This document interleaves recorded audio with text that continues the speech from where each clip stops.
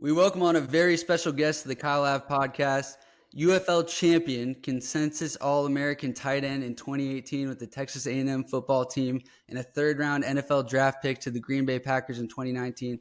One of our favorite players during our time in college. It's Jace Sternberger. Jace, we are hyped to have you on the pod. How you doing, man? I'm doing good. Thank you for the nice words. Yeah, for sure. So you guys just won the UFL championship, Birmingham. How do you pronounce that? I don't know. I Yeah, watched too but much Peaky Blinders. yeah, Birmingham. Birmingham. Yeah, that's Alabama won. So yeah, you guys won. You were dominant all season. You only lost one game. Shut out San Antonio in the championship in St. Louis. How confident were you guys going into that game? They put a pretty big target on their backs week 9, kind of how they handled the win and how they acted. Because our locker rooms were right beside each other, and they definitely put a target on their back for somebody who had a couple more games, and eventually were potentially having to face us again. They did a lot of talking, so you, I wasn't gonna act like I was super confident because it was like still a championship game, but our mindset was, if we can get on them early in the first quarter, they're gonna kind of fold over, and that's pretty much what happened. Yeah, I mean, I rewatched the game. I saw towards the end, it was like kind of over already, but Yeah, you and one of the DBs kind of got into it. He grabbed your face mask and just wouldn't let go. I don't know if his yeah, finger got stuck or what happened there. yeah, and that kind of goes back from all game. It really started off the first play. It's like my fourth time this year. I always get tackled late, and like after one time it gets old, and so all game they just kept saying like I better go down. They're gonna take my head off, which is fine. Like it's all fun and games. But towards the end, like we were kicking their butt, and their DB is so mouthy, just like every DB. And he wasn't kind of paying attention. And like because he had already given up, so I was like, I'm about to tee off on him, like whatever. So I did that. And for one, like I am a very chippy and sneaky player, but what I was actually doing was legal for once, so like it was all cool. But he felt some type of way, wasn't letting go, and so like I'm just letting him like yank my face, cut it open, whatever. Because I had a pretty good little scratch, and I didn't retaliate yet. But then like I'm looking at the ref and I'm seeing he's not doing anything, and I'm like, all right, this was about to happen. And then I look down around my legs, and some guy has his leg like I can see 2 feet wrapped around my legs, and I was like, oh my God, now I got someone on my back. So I felt like I was getting tugged from each way, and then that's kind of when I shoved him back and got thrown out. But the head ref, like I think he refed me in college or knew something about like we know each other from a while back, and he was like, Yeah. "You don't have to leave, just stay on the sideline." And I was like, "All right, cool." Okay, I was gonna ask that because I didn't know if they made you go into the locker room because on the broadcast they were like these guys are going to the locker room and I'm like, damn, did Jace even get to celebrate after they won it? I still got to celebrate, and dude, I feel better because I wasn't the only guy that he was doing this to. But there's like this. He looks like 16. He might be 17. He's like a youth football coach.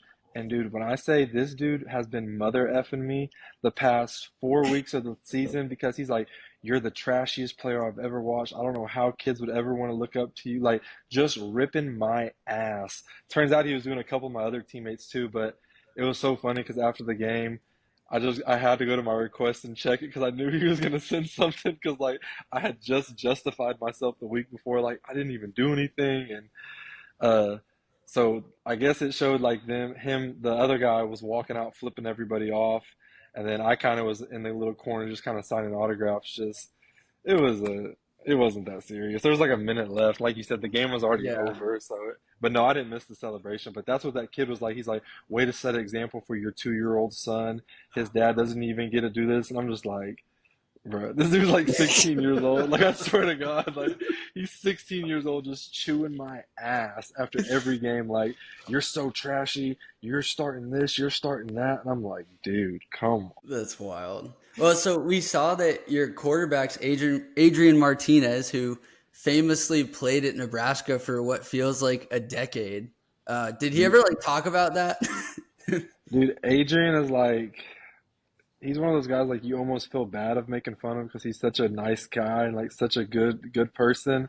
And so like I would always want to give him crap about being at Nebraska because I said, so were you at Nebraska 8 or 9 years? Because I was acting like him and Taylor Martinez were the same guy, and so like over time that was just the running bit. I would be like, so when did you change from 3 to 9? And like I would just play dumb to it every time. I'd make him tell me that that's not him, and so that was kind of our running joke. But uh, and then he played at K State also. So whenever we got Colin Klein and like some of his coaches, it just the first day he looked at me, he's just trying not to grin because he just knows I'm gonna say something like because he's so advocate. But yeah, Adrian's a stud, man.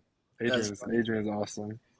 That's cool. Hey, as a Cowboys fan, Taco Charlton, bro, run me through that. Like, what happened to my dog, bro? I was so excited when we drafted him, and I was like, Yeah, and man, I played with him in Pittsburgh too. I was in Pittsburgh for like 8 months when he was there. It's hard to say, dude, because like it's so much that goes into the NFL and it's like position wise, what they're wanting. Like, I don't know what his rap sheet is in the sense of like how coaches view him and like his mentality. Because like we only see, you only see a certain thing. Like you're not in meeting rooms with them. You don't know like what their relationship is with the coaches off the field. So I really don't know. Like everybody has red flags in the NFL because like as soon as they hire you, they're trying to get rid. They're trying to find your replacement. They want to find someone younger, cheaper, and so they have red flags for everybody. Like I don't know if you watched the Hard Knocks with the New York Giants, and they're like, and I was joking with my friends. I'm like, I love how you guys are supporting me, and you think I'm gonna get a call to the NFL, which I mean like I have got some in the past couple of weeks, but it's like listen to how they talk about Saquon Barkley. Imagine how they're talking about a guy like me who's like on the fence, who just got done with the UFL and now he's trying to get back into the league. Like he's already had a chance to do it. I'm like, they don't. As soon as they get us in the league, they're trying to figure out ways to get you out. So I don't know what Taco's deal was. Even in Pittsburgh, he always played hard. Maybe he's too laid back for them, but like I said, he dominated for us in the spring league, so it was like almost unfair. Like whenever he turned it on, like because he didn't even start, he just wanted it. He just did third down for us, and so like I said, he came through clutch for us like 3 times. He called game a couple of times, so I enjoyed it. Jace, I am a Carolina Panthers fan, and they have a lot of injuries at tight end right now. That's where I was supposed to be there this week. No way. Swear. But they signed 2 other kids before I got out because I was going to go on a Thursday, and then they like panicked, and I guess they signed a former guy, and I was so excited when I heard Carolina was flirting with me because that staff is like basically when I was in Seattle for 2 weeks, all of the Panthers coaches, majority of them were all at Seattle, but none of them were head guys. They were all like Canales was like the quarterbacks coach for Russell Wilson. The OC there, I can't remember his last name.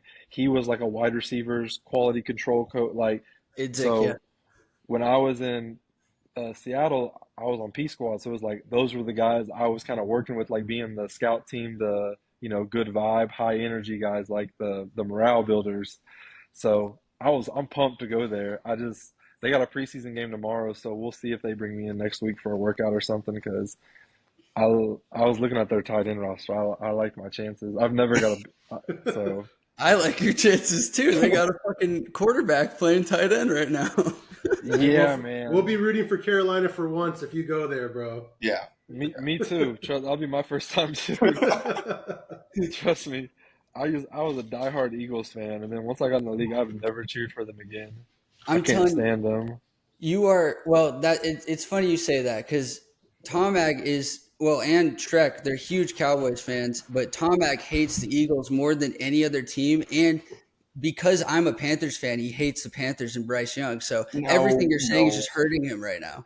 No, No. well, that's what's even. This is gonna hurt him even worse then because being from Oklahoma, we don't have an NFL team, so you can imagine. Like I'm sure you said, Shrek, you're a Cowboy fan too. Like not all of you guys are so pleasant. Just like any NFL fan, like diehard fan, like everybody has their guys, but because everybody in Oklahoma was asinine Cowboys fans, that's really what made me an Eagles fan. Like just so I could be different as a kid. And when I got hooked on sports, that was the year Donovan McNabb, Brian Dawkins, Yeah. like they went to the Super Bowl. So like I kind of was a bandwagon fan, but I've stuck with them ever since. Like that was just my first year getting introduced to sports for real. So I've always been anti-Cowboys. I mean, to be So is the fair, rest of I'm the starting to world. They get that. suck. Yeah. Yeah, I'm going to let my son choose his own team, and hopefully he picks a good one. I'm going to hop on that bandwagon.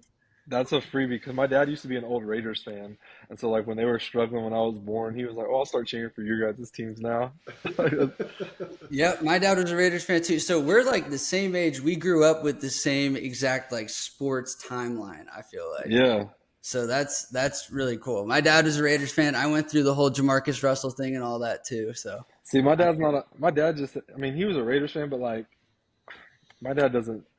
He doesn't keep up with. He was more of a. He was a coach, but he was one of those coaches like where it was like X's and not X's and O's, but like he was in the now. He didn't keep up. Like he called me Sports Center because I was the one who would update him on all the players' names and like he wasn't keeping up with it once he got. Well, I think once he had kids, he was like, I gotta lock in. I'm not really worried about my Raiders anymore. So he was more of a neutral fan. Well, speaking of coaches, I know that your coach in Birmingham is Skip Holtz, who is the son of Lou Holtz, noted Notre Dame meat writer. Has there been any trash talk about the kickoff game with the Aggies coming up?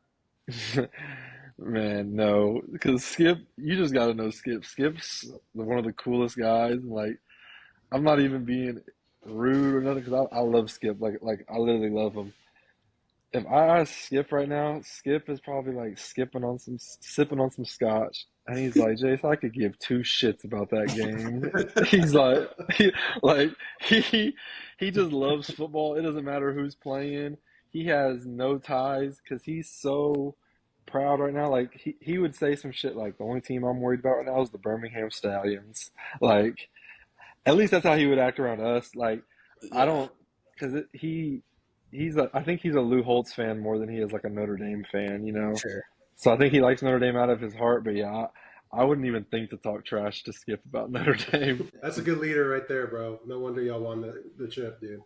Dude, Skip's awesome. Skip is like the ultimate family man. So he was always. It just was like it had to be a family vibe, which me and him kind of butted heads because like I'm a little more intense sometimes and I'm a little more mouthy than he is. So he would kind of have to calm me down at times, or I would know how to get him fired up at times.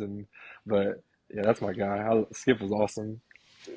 Hell yeah. We can touch on A&M now, but you came to A&M to play for Jimbo Fisher. You had the best season of an Aggie. You brought tight ends back to A&M. You had 48 catches, 832 yards, 10 touchdowns. What was your favorite memory from that season? I got a couple. One of them's not even a good memory because we lost, but just the atmosphere, like it fulfilled every dream of mine as a little kid. Was for sure and it wasn't just one moment, but probably the whole game week of Clemson. That was one of the main. I got cussed out by Brian Harsin when he was at Boise State because I flipped to A&M because I like softly committed to Boise, never in public, but like. Basically, I was going to. It just happened. They called me that next couple of days, and it was like too good to pass up. But literally, I went to the schedule, and I was like, "Shit, we play Bama and Clemson in the first 4 games. Like, if you're good enough, like you're gonna know. Like right now, like let's just put it to rest. Like we'll find out." And so literally and then once they announced that College game day was coming, and you gotta remember, I'm from JUCO and KU. Like they're camping out for basketball games, so I just got introduced to the Pulse.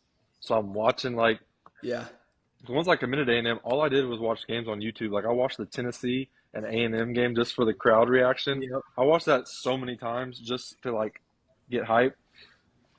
So then once I saw that how A&M camps out before the games, how it was like sold out already for Clemson.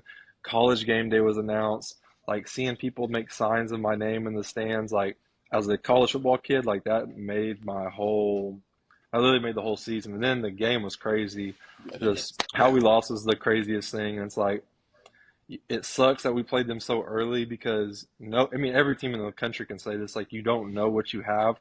But like, me and Kendrick weren't even in on the 2-point conversion. Like, and think about how big of roles we developed towards the end of the year, like where we would never be off the field together. And we weren't even in on that play. And it's just like, damn, there were so many things that could have went our way. Was that the fumble touchback game? Yeah. Fuck that, dude. We were down like 18 points in the second quarter and came back. So Came stupid. back, yeah. Didn't Mon went like way over 400 yards on that game. Mm-hmm. Yeah. That's when, and that's when Trevor Lawrence got introduced. First play, he threw like a 60-yard bomb to T. Yeah. Higgins. We were in the stands like, shit, here we go again. And that D line was so nasty, and it was raining. Like that was that's for sure like a top 3. I put that as like number 1, but we lost, so not really.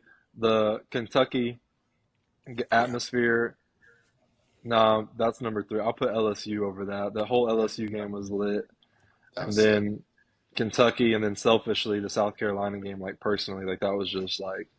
Yeah. Like I like blacked out that game. Like that was so fun. And then I wanted to black out after the game, but because we played at like 2:00, dude. So I was like, I just remember like selfishly, I was like, oh my God, like your phone's gonna be going crazy. Like this is like you just probably just had the best game of your life. Like what the hell just happened?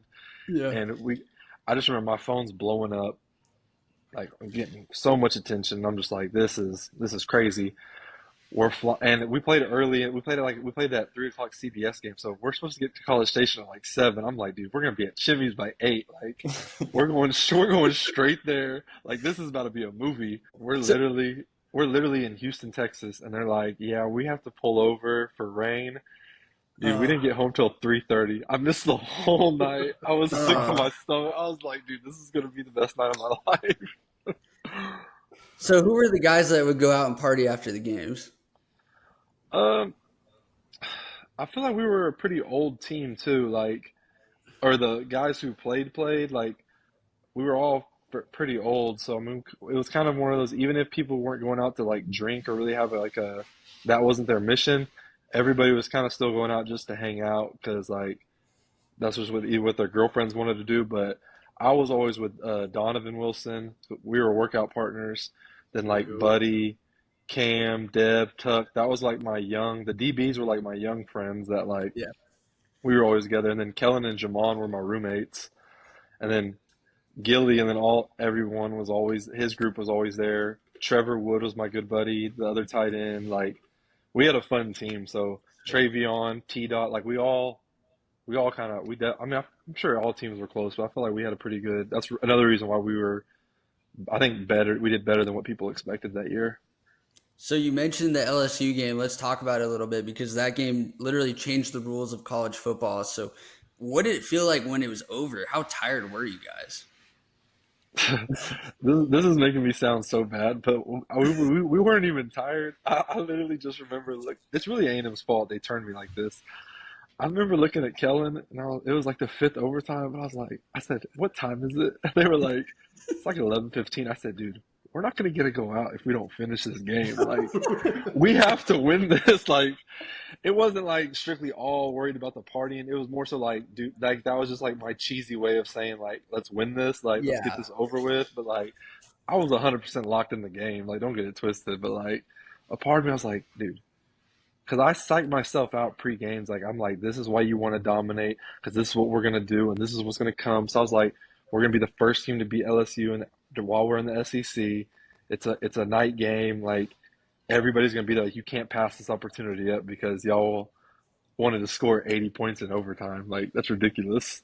Yeah. Speaking about that late overtime, man, I remember it, just like yesterday, but that 6th overtime, had to rewatch the highlight talking about you and Kellen, but he caught you on that perfect wheel route, got you in stride. You went to that corner pylon. It was beautiful.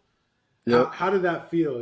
Like answering in the clutch in your mind, what's happening in that moment? Like, I'd have to go back and watch my catches all year, but I promise you that was the luckiest play of the whole season for me.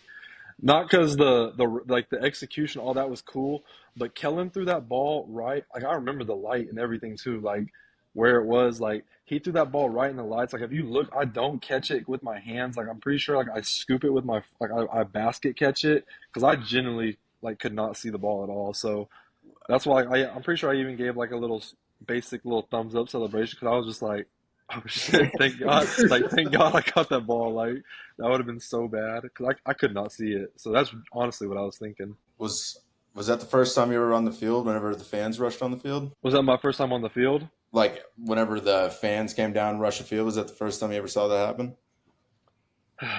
Unfortunately, no, because when I was at Kansas, after we went 0-12, we beat FCS Rhode Island, and and like 2,000 of our whatever fans stormed the field, tore the goalposts down. Like That is Yeah. funny. that shit humbles you, man. That humbles you because it's like, They sarcastically brought down the goalpost. That's amazing. yeah, because I mean we had just went 0-12 the year before too, so it was like we beat Rhode Island, man. Like times were turning. Hey, a win's a win, baby. A win is a win. Exactly. Yep. No, that's exactly it. I think we were looking at some of the stuff from back when you were at Kansas, and we saw you were on that team that notoriously took down Texas in Austin. Yeah, yeah. We got That Charlie was Strong. fucking We got awesome. Charlie Strong fired. No, that's my claim to fame. Anytime the like Ted, I'm not going to say names because I don't want to give them any satisfaction. But there's about 4 Texas accounts that I can't stand on Twitter, and that's my like banner over their head at the end of the day. Like I still have beat you, even though I didn't play you. I still beat you guys, and I was at Kansas. Whenever we get in a fight with the Texas account moving forward, I'm just gonna tag you and be like, Jace, come fucking dunk on these fools. Man, no, because I pissed them off so bad last year. Whenever I said I didn't even like, I guess I did, but I'm when I make a statement, it's not like I'm 10 toes on it, but it's like I'm willing to listen. Like if you make a point, I will easily like be like, okay, yeah, like that makes sense. But they got so butthurt at me that I said that if Bama beats Georgia in the SEC championship game, like Bama 100% is gonna make the playoffs. Like Yep. I even if they didn't deserve it, like just how it works, like it's Nick Saban at the end of the day, like We all and thought it. Texas fans were just thinking like I was gonna bump them. Granted, I would have bumped them. I mean, Hell they yeah. they held their own in the playoffs. Like good for them. But like you Kind should of. have lost to Houston. There's about 4 games that you could have lost. Like so Tech, it wasn't like Houston, Wyoming. yeah, it wasn't like I was like damn like y'all beat like no like you did beat Bama. And they're like, oh, it's week 2. It doesn't matter. I'm like, so you're saying Texas is the same team they were in week 2. Like, y'all haven't gotten any better at all. Like, there's been no progress. Like, your scheme is the exact same. Like I just said earlier, like, me and Kendrick weren't even playing in key plays sometimes early in the season. Like, I wasn't trying to hear none of that shit. And they started coming at my intelligence. Like, I've never seen more graphics tweeted at me with no names. And I was just like, dude, this is. Like I had time. Like I said, I'm not on a team right now, so it's like I'm just watching the game like y'all. And I'm like y'all are idiots. Like there's no way you actually think like you know more than me. We're Hey, gonna that's we're gonna that's the clip, bro. Jace hates Texas fans just as much as we do, bro. Yeah, that's something we'll get into for sure. I mean, like, so that Texas team, think about it. Like, when they played Alabama, Alabama was struggling. They almost lost to, UCF, like the week before, the week after, or maybe it was USF. And that was before USF. Milrow was, like, playing how Milrow played at the end of the year. Yeah, And Miller had no confidence. right, 100%. And they think they're gonna roll into the SEC this year and just like steamroll everybody. They're like 10-2 at worst, or 10-2 at worst, 10-2 at worst. It's like I can't fucking wait until you roll up to Mississippi State and they catch you on an off day and they beat the living shit out of you. Yeah, it's like, and I mean, if they win, good for them. Like, it's whatever. But I don't care who you are. It's like even if the SEC, like people want to bash like not only Georgia and certain teams win games. It's like I swear to God, there's no coach in the country that wants to play LSU, Mississippi State. I'll even throw in like you have to go to Vanderbilt at 11 a.m. and then turn around and play in Knoxville and you're playing Tennessee. Like nobody wants to do that. Like even A&M, like we don't want to do it. We just have to because like that's our schedule. Unfortunately, like that's what the SEC is like. But and the fact that they think like they're just gonna come over here like shit sweet and like I said, they could easily win. Like they could be a great football team this year. Who knows what they have in store? Like we have no idea. But it's like the idea of just how easy it's gonna be is pretty crazy.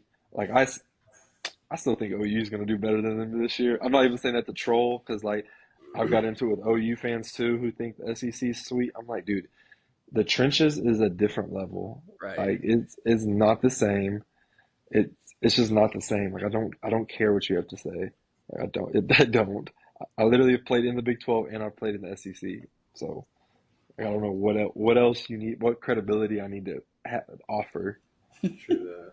But hey, coming back to A&M a little bit, A&M is a program we can't. It seems like we can't consistently support a lot of production from the tight end position. We had Martellus Bennett, we had you obviously, we had Jalen Weidermeyer. Now we're hoping for Donovan Green coming back. That year when you were there, what made the offense and your connection with Kellen and Jimbo so special? Like, what do you think that's what brought out the tight end position, or what's your opinion on that? I think it was kind of force-fed because Jimbo's had some pretty successful like he runs a pro-style offense. He had O'Leary and then Izzo, which Izzo wasn't the most flashy guy, but if you watch college football, you should know who Ryan Izzo is, I would think.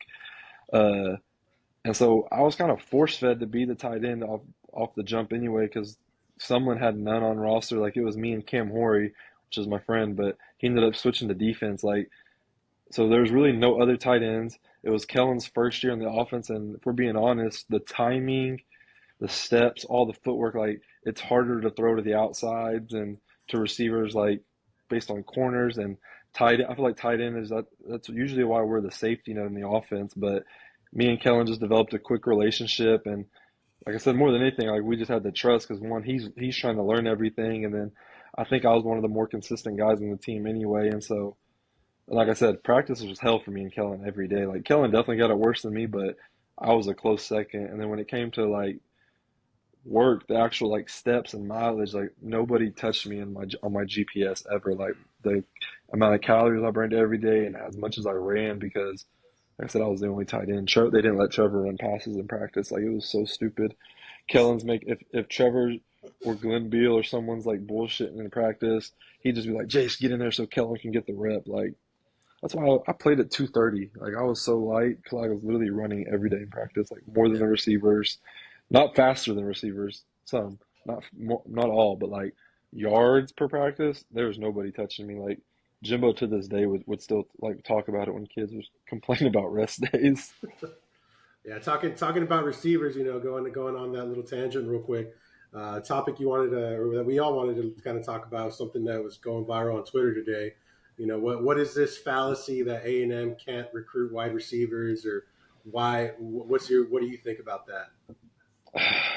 I mean, I love Jimbo, but I don't think you can really blame a receiver right now. Like not wanting to come to A&M. Not out. This has nothing to do with the school, the fan base, like none of that. But like, because like I said, when I didn't. Granted, I was pumped to go to A&M because David Beatty, who used to coach there, coached at KU, so he would always sell us on A&M like this is what we need to get to. So like I did know you guys were awesome already, but like I said, immediately I thought of Jimbo. I saw the schedule, and then I was like, shit, Jimbo got Nick O'Leary. Like he fed the tight end. Like so I think players, when you see previous players who have excelled at that position at that school, it makes it more attractive because you're like, damn, I can do that. But it's like, I mean, right now it's who are you saying that about? Because I mean, besides no disrespect to Christian Kirk, Josh Reynolds, Ricky Seals, but like that was Kevin Sumlin. You know what I'm saying? Like that was damn near 10 years ago. Mike Evans. So it's like Mike Evans. Yeah, Mike Evans. I wasn't forgetting about him. He was way older. So I'm just like, and like you kind of were saying about me with tight end, I feel like after I had a productive year and showed that the tight ends get the ball, I feel like we didn't have any issue getting Jimbo was getting really any receiving tight end that he wanted from 5-star to 4-star. I think so. Like I said, I just know we had Baylor Cup, Jalen. Like even so, some of them didn't pan out here. Like the recruiting level was pretty high. So I mean, and I wasn't a flashy recruit by any means. I wasn't for JUCO I was, but out of high school I wasn't. And even when I got to A&M, no one really knew about me until the spring game.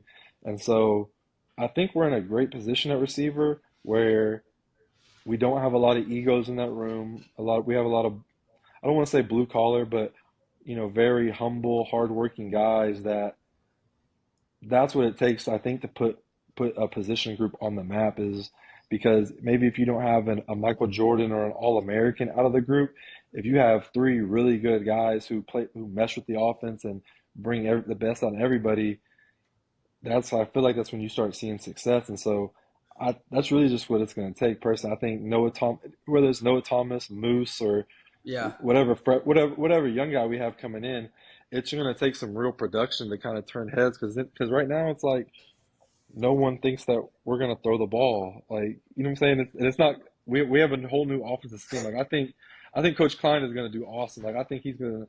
Like I said, I think this offense is going to change recruiting. But like, I love Jimbo to death. But I mean, I know that we got like Evan Stewart and them, but like those guys left after 1 year. I just don't think like receiver's the most attractive position right now. It's not no knock against our guys. Like they were working with what they were dealt. Like they can't call the plays, you know.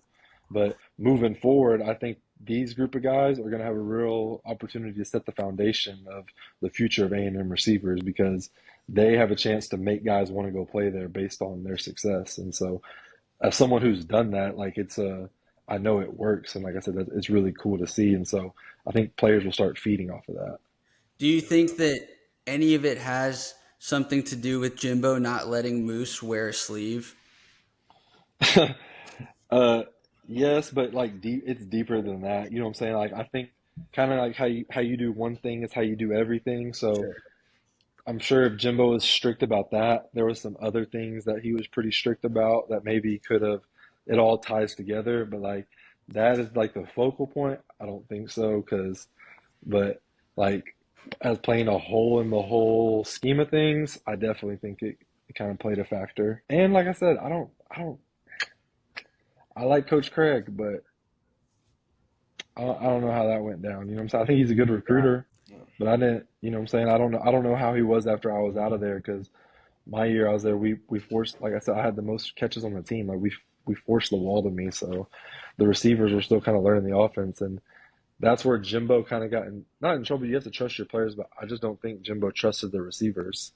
Yeah, I mean, that was part of how it went the last few years, right? And part of why, they decided to part ways, right? Like the offense struggled for so long, and obviously our quarterbacks kept getting hurt, so that didn't help the receivers, putting up numbers or anything like that. But we were also kind of stuck in this, like, and maybe it's because you're right, Jimbo didn't trust the receivers, or he didn't trust the quarterbacks, the backup quarterbacks, offensive line, whatever piece of it was.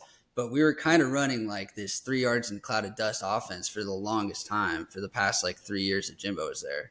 There was no camaraderie, like it was no chemistry. Like you can tell when you're watching a team and like they're playing together as like a unit, like how based on just how like they celebrate, if they're picking each other up, like who gets tackled, Yeah. even if like even not I'm not talking like a fist fight or nothing, but if someone's getting a little mouthy on the other team, who are the chippy ones, like you feed off of that, and it always looked like deer in the headlights for us. Like if we got hit with a blitz or something, like I don't know, it was, and like I said, it didn't help. Connor got hurt. Quarterback dictates Yeah. everything. That's why Quinn Ewers is 30 years old, so like you would hope they figure it out this year and they do what they're supposed to do. Like it makes a difference. It's so true. I think we can all agree it was absolute bullshit that you didn't win the Mackey Award that year. Were you just as surprised as us? I was more so pissed because I just wanted to go to New York. 'Cause remember, like I said, I was a college football fan, so watching that Yeah. award show growing up, or in Atlanta, it was in Atlanta. Sorry, it was the Heisman's New York. This was in Atlanta. I just wanted to go on the award show, dressed in a suit. You know what I'm saying? Like get seen on TV. Like I thought that was gonna be a cool experience. 'Cause like I said, I've watched that so much as a kid. So I didn't even make finalist. I was That was crazy. like Yeah, I couldn't finalist is believe like that shit. I was like top three. Like that's crazy. Is no, I I kind of like I said, I wasn't even mad TJ won it because again, he was split time with Noah Fant and he had less touches and still produced like a lot of yards. So it's kind of like, damn, if he had my touches, like what could he have done? So it's like I can give that some wiggle room, but like Albert Okunawan, whatever, who played like 6 games that year, and then I think it was Caden Smith, who played like half the season. I was just like, there's no way like this is a real list. Like there's no way. Yeah. I mean, so at least it was TJ Hawkinson, who ended up winning. That's got to make you feel a little bit better, right? Like, Yeah, like because no one knows about who was the finalist or not. They're just like, oh, you didn't. Oh yeah, no, I lost to TJ. yeah.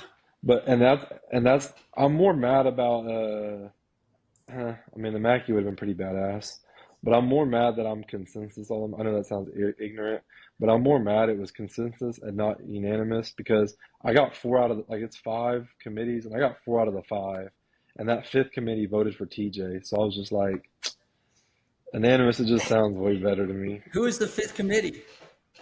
University of Uh, Texas. no, this one was PFW, I think, Professional Football Writers. I had the list somewhere on like who didn't vote for it. They sound like a bunch of boomer retards. They were a bunch of old people. They were a bunch of old people. Exactly. Oh, this guy didn't block, bro. It's because I had tattoos. So they were like, can't get a real job in today's world. This guy didn't chip the DE on every third down. Don't give him the award. Yeah, They didn't know ball. yeah. This guy has tattoos. I mean, All you're right, still so- first team All SEC and first team consensus all. Yeah, no, I'm cool, but like if we're being picky, like the Mackey would have been sweet, but I'm just like 4 out of 5. Like, are y'all kidding me? Like, what are you talking about? If it was 3 out of 2, cool. But 4 out of 5, Chip on your shoulder. Fuck no yeah. shit. So Mike Elko was your defensive coordinator. Not sure how involved he was with your day to day and the offense and what was going on there. But given your experience playing under him, what do you think about the hire that the Aggies made this? Again, not the sexiest hire based on what people wanted. I mean, even I was panning for Dan Lanning. Like I was delusional. I was convinced we were gonna get him. Like I already had story modes made up of why he was coming. But like when they hired Elko, I was like, he's gonna bring in. I don't even want to give myself that much credit, but I'd say more guys like me, where he might not be worried about how high of star they are, but if like because Elko knows like he knows ball, he can tell who can play and who cannot play, like who can catch the ball and run with it, who can make an open field tackle and not like a group tackle. But like as a player, I mean he didn't say anything besides the defense. Like I mean, he would talk, but he's a very quiet guy anyway. He's gotten more personable as being a head coach, but Yeah. defensive guys loved him. And I knew as an offensive player, it gave me confidence because I knew we were never going to get blown out of a game. Like, even if they started hitting us first, like Clemson, for example, I'm pretty sure we were down 18. His halftime adjustments are the best in the world. Like, even if like you don't come back and win, I promise you, you're not going to get blown out in the second half ever because of the adjustments that he's going to make. Like, that's his special talent, and I'm sure he's like 10 times better now that he's a head coach because he's having to manage the game. But I loved watching Duke this year. Yeah, that's what I was going to say. Like every Duke game felt super scrappy like that. And I feel like that, even if we're not going to be an 8-9 win team, if we're scrapping with SEC and if we can beat Texas and improve throughout the year, that's going to be a big, big victory for us. And I was gonna say no, like they were if Riley Leonard doesn't get hurt, Duke beats Florida State they were up on him by like 20 points. Then Absolutely. Riley Leonard like broke his ankle, and so like I said, Coach Elko is always going to have us ready for the game. Like he's always going to have us ready for a game. Like that's the one thing I'm excited about. Like I genuinely don't feel like, and like I said, if I'm wrong, I'm wrong. But you guys know, like watching some of these past couple of teams, like you would wake up and be like, damn, I don't know who's going to show up today. Like Yeah. we could win by 3 touchdowns or like we could be down by 3 touchdowns at halftime. Like we just genuinely don't know how this is about to go. And with Elko, like I feel like we're gonna know what we're getting every Saturday. Steady. I can't speak on offense yet because, like I said, but Kansas State, like I think they overachieved. So I'm pretty sure with our athletes and Connor more hungry than ever, I feel like our offense is going to be pretty good. But like you said, we're going to be steady. Like it's going to be a different kind of comfort watching us. Like I said, we might lose some shit games or stuff might not go our way, but like at least it's going to be a different way that we lose or win. Like it's going to be a more non-toxic. Yeah, you can be proud of it. Yeah, exactly. But Like it's gonna be it'll be healthy. It'll be a healthier season. That's what I think. It's That's gonna what I be think we should hopeful. judge it by. Yeah. but speaking of Connor, like, how do you feel like watching Connor? Like, what do you think of Connor? Last year, I feel like it was our whole offense. So kind of like I love the other guys that movie, but I feel like Mark Wahlberg says, it's like we're peacocks. You got to let us fly. And I feel like you got to let Connor be an athlete. Like you got to let him scramble around and throw the ball across his body, even if it is a pick. But like you got to let him be a gamer. You can't. I'm not gonna ever compare anyone to Johnny Manziel, but like you have to try to let him mock how Johnny plays, like kind of being a wild man, because I feel like that's Connor's game. I don't feel like Connor's supposed to sit in the pocket and make this read and make that, even though he'll probably argue and say, "Oh yeah, he can," but like Yeah. I think Connor wants to. I think Connor wants to like run you over if he can. I mean, I haven't watched him enough because he got hurt, but like just on the little bit that I talk to him every now and then, and watching him play, like I feel like he's got that where he's dumb, like not in a bad like stupid way, but like too dumb to Like care, like at the end of the day reckless. about his body. Yeah. Yeah. Yeah, but like a controlled reckless, like Yeah. someone like you wouldn't mind getting in a fight with, like you'd want him on your team. It's like a Josh Allen type, right? Like he's Minus the gonna. interceptions. But yeah, minus all the no, I'm just kidding. Josh is a stud. Josh is a No, stud. I mean, we could live with him being Josh Allen. We've been huge Wigman fans since he was like a backup the first year he played for us, and when he came through, and it was like finally looks like we have a real legit quarterback for the first time in a while. And It felt great.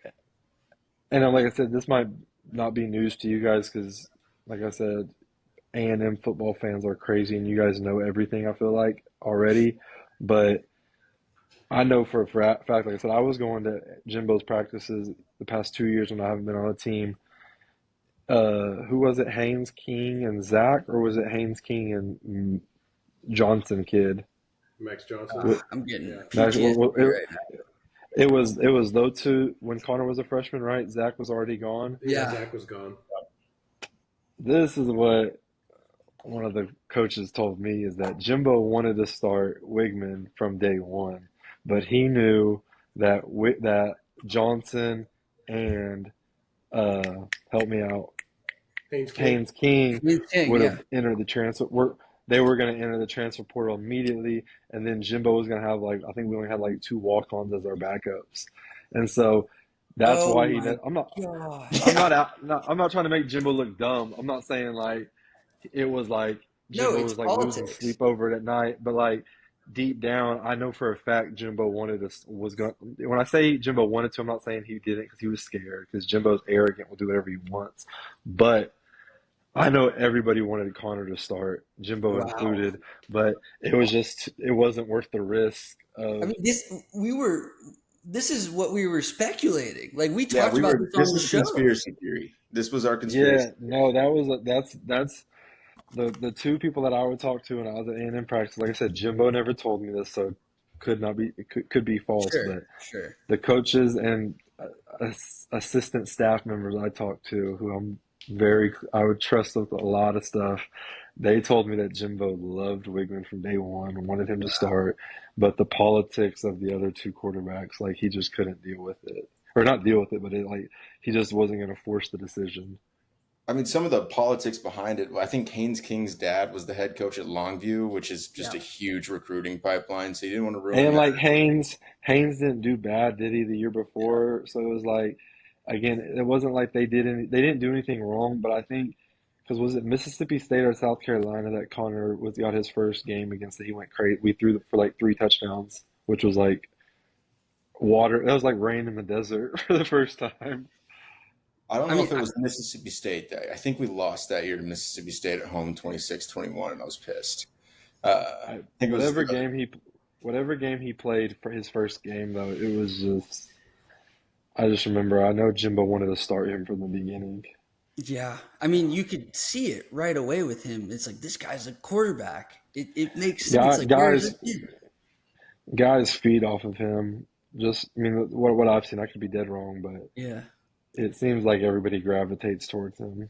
I mean, we ranted about this forever on our podcast like 2 years ago, just talking about, hey, what's going on here? Like, do we think that this is what it could have actually been? Like, talking like we were crazy people. That we get a little bit of validation now, but it kind of exonerates Jimbo in a way, somewhat, for some of the stuff that happened at the end, because it's like he was dealing with these politics in the transfer portal, and it was so new to all these coaches to have to deal with, well, shit, if I piss a player off and I lose two of my quarterbacks, then all of a Yeah, sudden we're screwed. And if Connor goes down like he's gone down the last 2 years, then you're playing with a walk-on.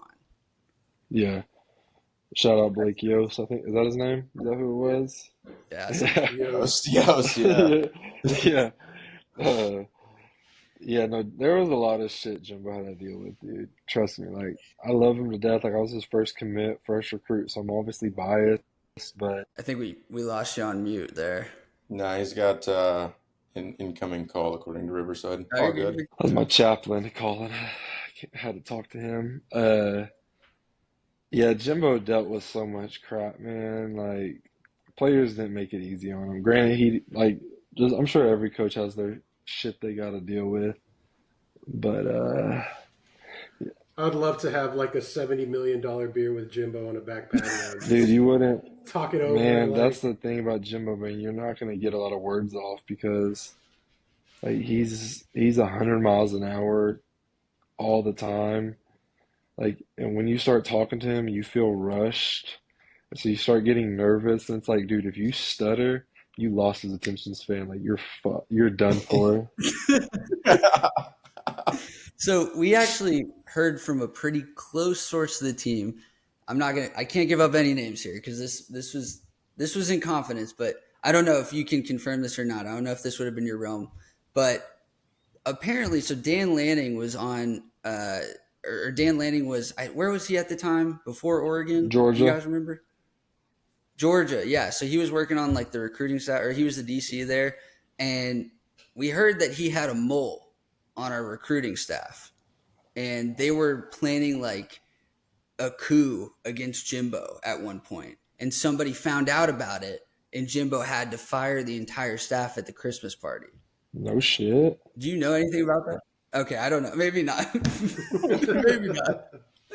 Fired the whole staff? I didn't.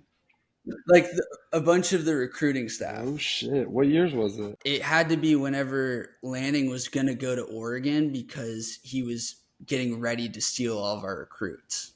see, I think that was 2020, no? Well, I mean, I know he did steal like three of our ops guys, so I mean, there's probably some truth to that in a way. Because I'm I pretty don't know. sure the Like, we could be guy. wrong.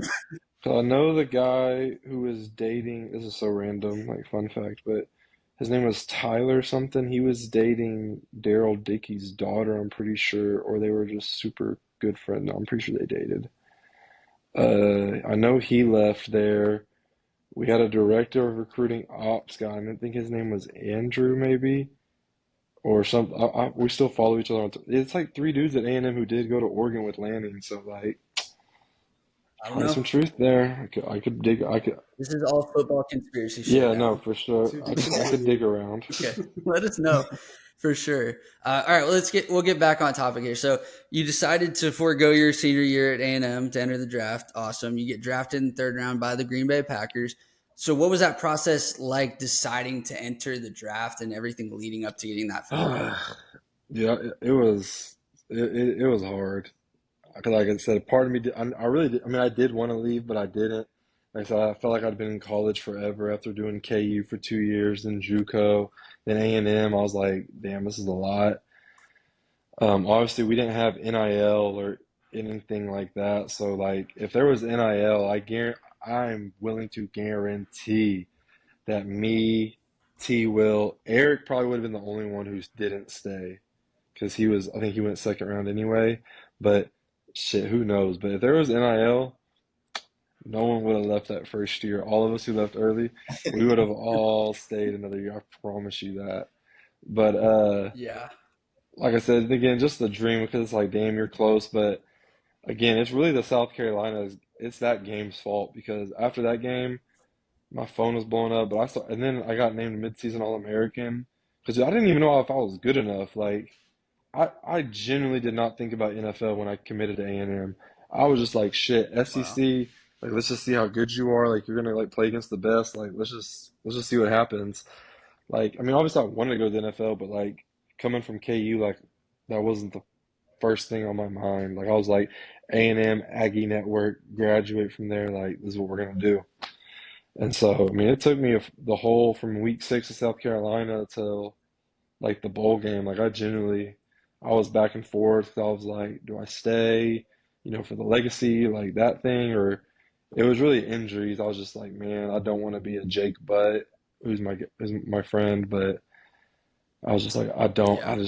and tight end. I mean, any position you can get hurt, but it's like, dude, teams are going to be scheming me this year, which is not running from competition, but it's like it takes one Yeah. catch across the middle, and this dude takes out my knee, and it's like.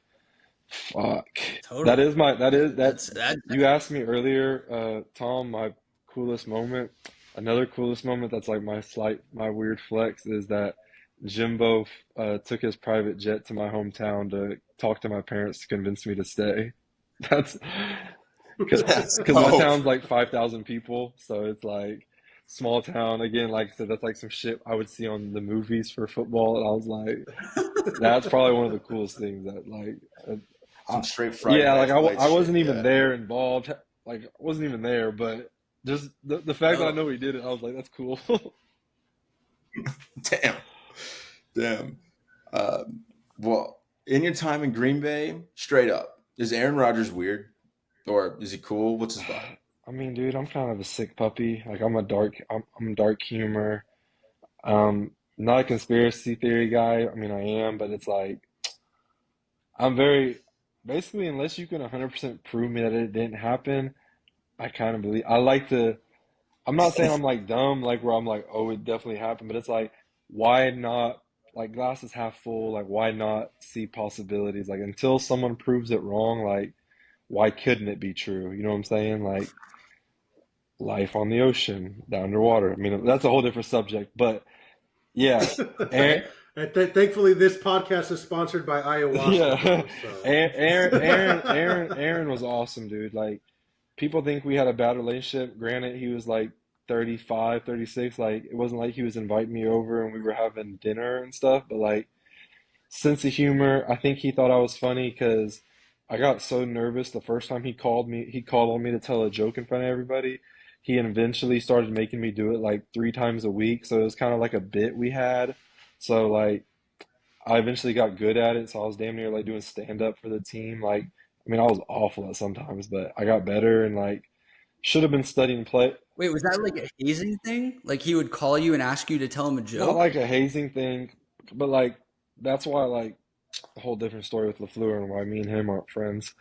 But LaFleur was a rookie coach, and like basically I was kind of a freshman that hung out with the upperclassmen. Not hung out, but like the upperclassmen were cool because like I feel like I was a badass rookie in the sense of like I always like I played the game. You know what I'm saying? Like rookie duties, I did the most, like to the extreme. Like Jimmy and them, oh y'all wanted sunflower seeds? Okay, I'm about to order 600 bags off Amazon with 40 different flavors. You wanted gum? Like I did the most, and I always did it for the bit because I thought that shit was funny. Like I was like, you That's know what I'm saying? funny. Like decorating the room for Christmas. I got cutout boards of Buddy the Elf. Like I put inflatables. I got fake snow. Like my trips at Target were like $400. Like I was going crazy for the room, like to decorate like everything. And so tying that into like the jokes with Aaron, like Aaron would kind of call on me. He'd be like, all right, Jace, or all right, Nervous Nelly, like get up, it's your turn, like get up here, tell us a joke today. And then like I started doing like I don't know if you watch Family Guy, but like Peter's 2 cents or like what really grinds my gears, like oh yeah, the little I yeah, started yeah. doing like daily rants and like I would do stuff to piss LaFleur, not piss him off, but like make Matt uncomfortable. And so like I would speak on like That's dumb team rules that we have, and I would like basically say what everybody wanted to say but couldn't because they're being respectful. But like, hey, you called on me to be the jokester, so like I'm finna tell jokes. But like Aaron did it as like a bit. Like I yeah. sucked at it at first, so he made it like it. You know, it grew my confidence in a weird way. But like For sure. LaFleur did it to like try to pick on me, be funny. Like Aaron and them did it to make fun of me and whatever, but it was like it was different. Like they did it, but in the back end, like Aaron like looked after me, would give me advice, like was really nice to me behind the scenes, like where LaFleur still treated me like the class clown 24/7, and it was like whatever. But Man, Aaron was dope. Some people might think we not get that's cool. along. Aaron might not speak this highly of me. I don't know, but I enjoyed being around Aaron. Like I said, he was. I think he's hilarious. See, I feel like the general sentiment about Aaron Rodgers is like publicly, a lot of people think a certain way about him, but everyone who actually knows him like really likes the guy, and they're like, yeah, he's super cool. Like I don't understand Yeah, it. and I'm sure there's guys who don't agree with everything he says, but like, what the hell am I to like have all these rules and like these standards and like Right. what should be said and what shouldn't be said? It's like, dude, I mean, I moved around a lot, but at the end of the day, I was born and raised in the state of Oklahoma. We have the 40, I think we just got ranked 49th for state education. Shout out Oklahoma. Uh, it's like, what the hell do I know? Like, I got people in my hometown that have like seen like three people of the opposite race. You know what I'm saying? It's like we don't, there's people who don't know Yeah. shit like where I'm from. Love them to death, but it's like, how do you don't even know what's out there. So it's like, I've always tried to be very open-minded when it comes to things and like learning about other people, where they're from, what they've been around. And it's like, because that all plays a factor. It's like, if I didn't play college football and get exposed to different lifestyles, like, who knows what I'd be doing, to be honest. Like, I'd probably be like, I don't even know what I'd be doing. Yeah. That's that's really cool. So do you have like a favorite moment from the NFL? Selfishly, probably catching a touchdown in the NFC Championship game. Yeah. That was, but even though it was That's bad. like, I'm, I would love to know like how much money I costed people, like people on the spread, whatever, because they were blowing us out. But like, I cut it to like a 13-point game, so like it doesn't look like it was like in slop time. Granted, I did start that game at fullback, so I don't really care what people say. Like they're like, "Oh, it came in garbage time." Made it two possession. All we needed was an onside, a stop, and who cares? Yeah. Like, You had Aaron Rodgers. Anything can Just give him happen, a bro. shot. Yeah, Aaron Rodgers yeah, does and anything. Aaron Rodgers was in the game still, and another weird flex people don't know about. The shit was on Fred Warner too. And everybody talks about how good Fred Warner is at covering. So it was like scored on Fred Warner. Aaron Rodgers threw it to me. So it was like I didn't, even though Badass. my NFL career is short so far, it's like I still did more than like half of the guys in the NFL like dream they could have done of like playing in the NFC Championship, scoring a touchdown. Like I'm not trying to hear all that shit. On the opposite end, what would you say was your welcome to the league moment if you had one? Uh, Not even trying to sound like a tough guy. I didn't have a welcome to the league moment, like from getting hit or anything. Uh, I did get into it with Jadeveon Clowney, and that was pretty badass. Like he wanted to kill me. Like I said, I'm dumb. I just talk shit during the games. Like we were going at it off all day. Like he was saying he didn't know who I was, which is valuable as a rookie. Just started playing, came off IR, and like, cause I had cut his ass, and like I blocked him a couple times, and then, but then when shit really teed off was I caught a little ball in the flat, and I juked the dog shit out of him, and he was like going out. I have a picture of it. He was going out of bounds, both feet were in the air, and he reaches back, and so I get him dead weight, and he yanks my face mask, pulls me down. My chest still, Ooh. I have a rib that's like still fucked up to this day from that case. Like it still cracks every now and then. But when I say like I got up talking so much shit in his face, like David Bakatari had to pull me back, Jadavian was trying to fight me. That was kind of a welcome to the league moment because I was just like, damn, this is Jadeveon Clowney. Like, everybody who's watched that clip of him at South Carolina is kind of like, what the hell, like that's Jadeveon Clowney. But my it's not even a welcome to the league moment because he was a rookie. But like again, it was training camp, joint practice. Like I said, I'm a big sports fan, so like living all this shit was kind of crazy. Uh, Joint practice, how I got my Yeah. first concussion. We were doing 7-on-7 in a no contact period. I ran a shallow route, and when you have a shallow route, the guy on the opposite side, like the side you're running the shallow to, that receiver is always supposed to have like a deep ball or like basically clear out that corner so the field's open. My receiver got jammed up and gave up on the play, so that corner was just sitting there waiting on me.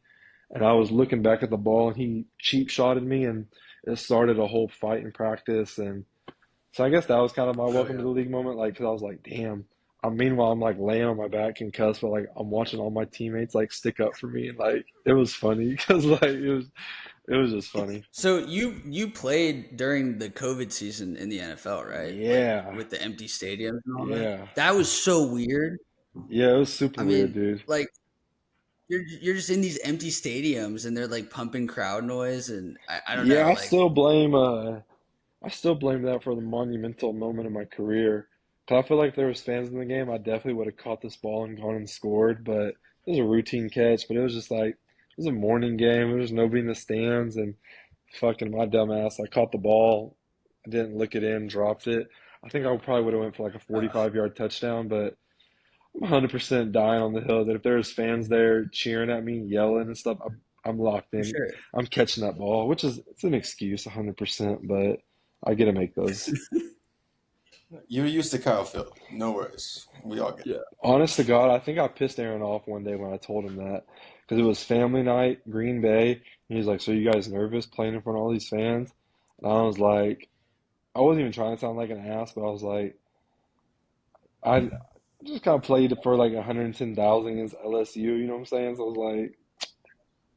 I was, Just some I was light. like, I didn't say, I didn't mention that game, but I was like, yeah, we had 100K at our Northwestern State season opener, so I was like, this is really like less people than what I'm used to playing in front of right now. So like, I didn't say that, but I said something about Kyle Field being ridiculous. Yeah. I mean, Kyle Field is different. People don't know until they know. Then they're like, oh, okay, I see what you're talking about. I'm like, yeah, no shit. So before we're gonna jump into rapid fire to kind of wrap things up. We'll do that. It's super fun. We did it with Jace Laviolette.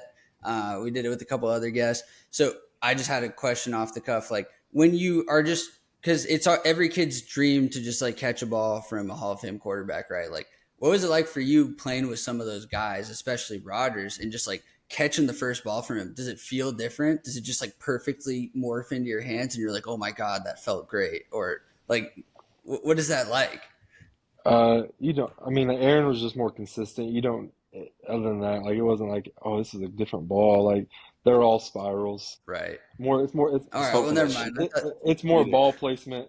I was more like I said, I was more freaked out seeing Aaron Rodgers driving his car for the first time than I was catching a pass from him. Swear to God. Sure. Seeing him drive a car, I was like, I did not know you did that. I swear to God. He just like pulled up in the Yeah, no, Batmobile or he had a some Range shit. Rover, and I was like, dude, I swear to God, I didn't think you drove. Like, I didn't know this was a thing. Like, you're that A-list celebrity. Like, I did not think you, like, I didn't know you knew how to drive. That's That's awesome. valid though. Like No, straight like, up. I didn't think that either. just seeing it, like, dude, you're doing what I do. Like, that's weird. Yeah. Talking about going to the grocery store, I'm like, dude, I would shit myself if I saw you in a grocery store. Yeah. When I was watching Hard Knocks the other day, it's like you see guys like Saquon Barkley like driving their Well, yeah, cars. it's like and they no just shit. It's like they're just like on the highway. we are regular people. Like I said, it is crazy. You get wrapped up in it. Like I said, seeing all those guys, I was just like, that's so weird that you do that too. But it is, yeah, they are people. Yeah. They're taking shits and putting on their shirts in the morning, same as us. Okay, cool. Well, we're going to get into it. Rapid fire, sponsored by Layden Travel. You ready, Jace? Yep. All right, cool. First question. Green Bay, Birmingham, or College Station? College Station, Favorite college game you ever played in? LSU, Who's the GOAT tight end? Travis Kelce. What age did you get your first tattoo? Thought that was going a different direction. 18. And yeah, we'll just keep going. Cheese curds or mozzarella sticks? Mozzarella sticks. Hell yeah. Canes or Lanes? Canes. Drake or Kendrick? Neither. Ooh, we're gonna have to come back to that Do you one. have an other Do you have an other there? What's your right? I generally don't listen to either on the both. I think Drake's a funny act. I like Drake better on, like on SNL vibes. He's funny as shit to me, but like his music's like cool mall music, but like I just don't. Just never been my thing. Interesting. All right, so just Sorry, I didn't mean to mess up the rapid fire. I didn't mean to mess it up. We were flowing. No, it's fine. It's all good. We're gonna keep going. They wrote this in. Like I'm getting tripped up because they wrote some of these in. All right, Bryce Young or CJ Stroud? CJ Stroud. You should give a little explanation why. If you don't You're about to mind. play with Bryce Young, bro. Like, Granted, you want to run that back? no, Texans get that because in I've too? been saying this before. I think Bryce is a dog too, but dude, what CJ Stroud still single-handedly might have like one of the best college performances against Georgia. Like that's crazy. That game was crazy. Like he was a dog, certified dog that day. Do you think that quarterbacks can be coordinator merchants, like where they're just only good because they have amazing receivers and coordinators their first year? No, because then it's like everybody would It's do part it. of it. It definitely could play in a It- factor, like because then you could look at like Alabama, like AJ McCarron or like Jacob Coker. Like you can be those are like game managers, but it depends the team because like you could have really good receivers and like still couldn't throw the ball for shit. Like you could be ass. So for sure. the ball still All has right. to get there. Stop coping, Jack. Keep with the rapid All fire. right, we're gonna keep going. NFL overtime or college football overtime rules?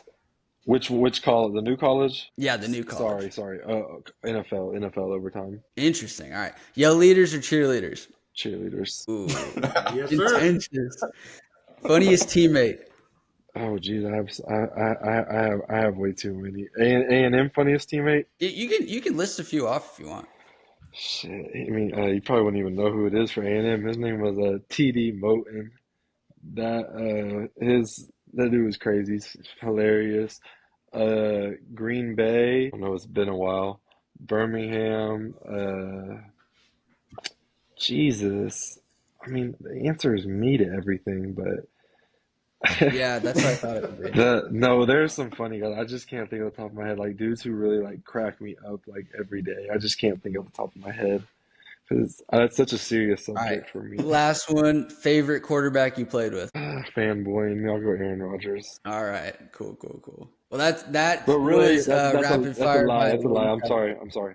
Alex Magoo. It's Alex Magoo. Yeah, Okay, where was that? that was year one of USFL. He Okay, won MVP and went on to sign with Birmingham. He's a dog.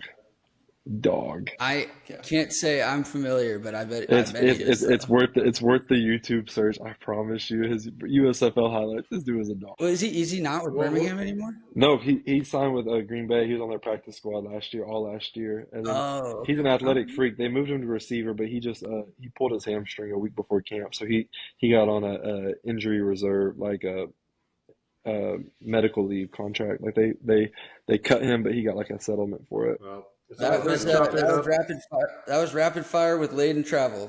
Laden Travel, our only sponsor. Laden Travel. Hey, don't forget ayahuasca, baby. And it's always fun chopping it up with rapid fire.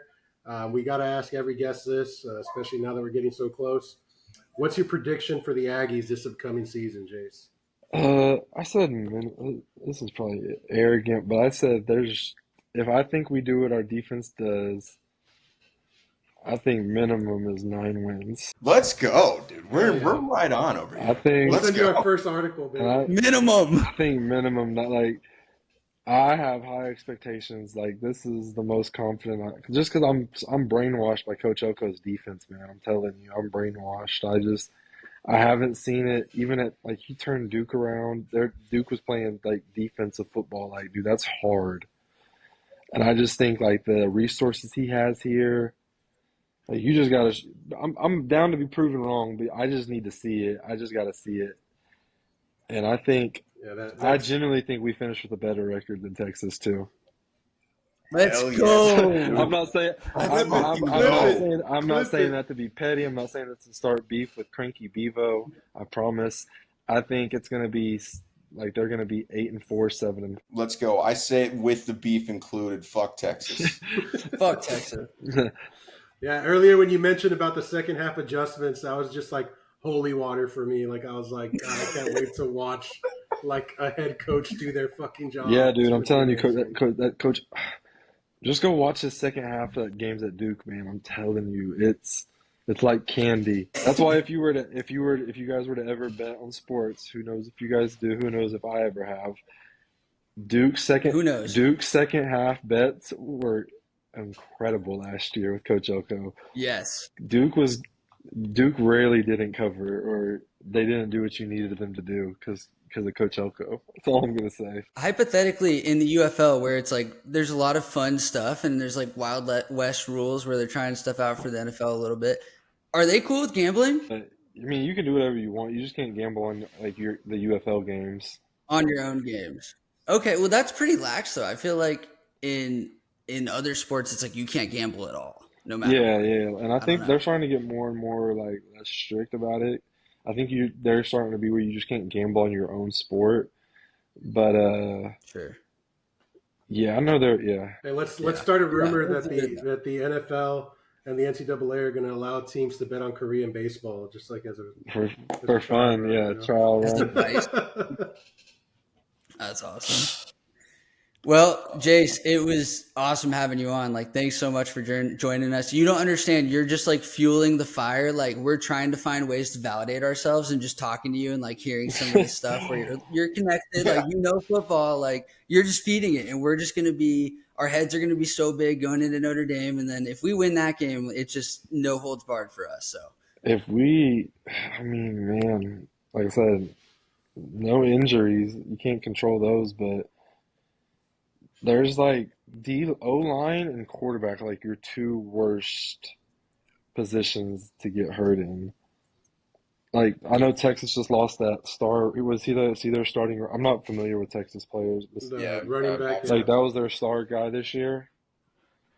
But see, like there's a reason, like there's a reason NFL running backs are so disposable. Like I mean that respectfully, but like, dude, there could be a freshman from Texas right now that's better than all of them. He just needed reps, and so it's like running back's one of those positions that like you can bounce back from and still like be really, really, really good. Like you get hurt at quarterback.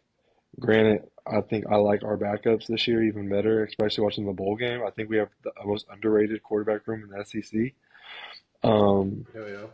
I still like our chances, but like I think Notre Dame just lost like one of their best O linemen. Like that's tough. That's tough. Yeah. That's tough. There's been rumblings that their practices just like are pretty stale and like pretty uneventful.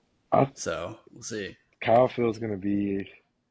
It's gonna be. Well, it's pick your poison. Whoever they put in for the replacement, because it's Nick on one side and Shamar on the other. So. I think Nick has I think he has an All SEC year. I think he has an All SEC year. I think. How do you pronounce 21's name? I've butchered it so much. Torian. I've been calling him Torian. I think he has a huge. Honestly, you might be right. I think he has a huge year. I know we got Bryce coming back. I love how Bryce plays on defense. Like so, I'm just excited to watch these guys with Coach Elko again. I keep saying it. But like I said, I think our offense is going to mesh well with Colin Klein, how they were doing it because they were making K-State's quarterbacks relevant. And I like I said, I think no time. I'm biased though. I think all of our receivers are gonna have a big year. I think Jade is gonna go crazy. For real. I think Noah stays. We were talking about. I think Noah stays healthy. He could go for 1,000 yards. Because I don't know if you played with him on NCAA, like he's a dog. Like, dude, he's ridiculous on NCAA. I'm just like, what the hell? That's what makes me think. That's what makes me think we're gonna be good, though. I know that's so goofy and delusional to say, but like. Right now, I'm on year 4 of my season with Purdue. We're like 50-0. I play on varsity. I don't care. I don't care. You play on varsity? I'm playing for fun, dude. I'm recruiting. I'm playing for fun. Like I'm not playing to like get brownie points and brag to you guys. Like I don't care. My alma mater is A&M. I'm on year 4. I'm about to play for my 4th national in a row. I'm about to be 60-0. Like I don't care. Or what's 16 times 4? Whatever that is. That's what I'm about to be. 48? No. 64. That's way more. 64. Gotta be 64 and 0. I'm about to do the untouchable. Like, I don't care. But I'm always playing A&M in the playoffs. So, like, A&M and K-State. So, simulation, I'm taking that as a sign. You know I'm not playing in the playoffs? It's Texas. A&M on the video games, always in the playoffs. So, like, God, please let that be a sign. I hate to break it to you, but based on the things you were saying about – oh, I'm sorry.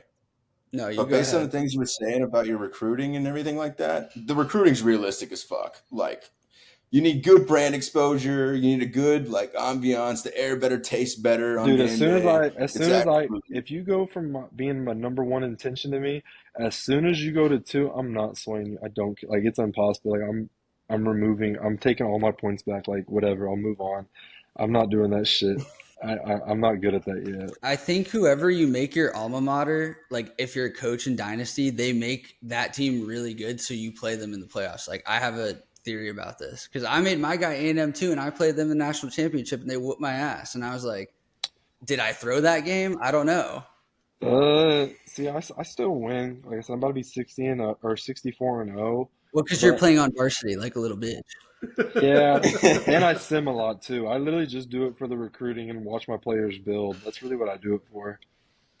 Because there's a cheat code. A man of the people. There's a cheat code on Purdue. He's a sophomore receiver in like real world. He's ridiculous. He's like 99 speed, like 6'5". You can't if you press him, you're done. But yeah, A&M. They're the only. They haven't offered me yet, but I'll leave for them whenever they offer me. I guess Elko's killing it. I forgot to take my job last time. I was with Marshall, and I got the offensive coordinator at Georgia offered to me, and I was like, oh, let me just play another game, and then I'll weigh my offers after this. And it was gone, so I'm still stuck at Marshall. I'm sure the audience doesn't care about this, so hey, listen, are you planning on going to any A&M games this year? If I don't get signed, yeah, I'll try to be at every home game. Okay, well, we hope you're getting signed, and we hope you're going to be a Carolina Panther soon. That'd be nice. Well, if you end up being free for Thanksgiving, we're having a Texas tailgate. We're inviting all of our guests to come and join us for that one. I already told my family that I won't be for Thanksgiving if I'm free. I'm going to the game, so I'll pull up. All right, perfect. Hope you're not free, but at the same time, pull up if you are. And this is actually very thirsty of me because I've never done this, but I've been tweeting at him not at him, but like about him.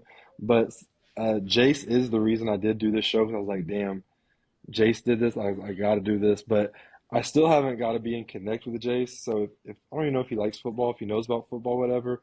But if you pass the word, big fan, big supporter of his.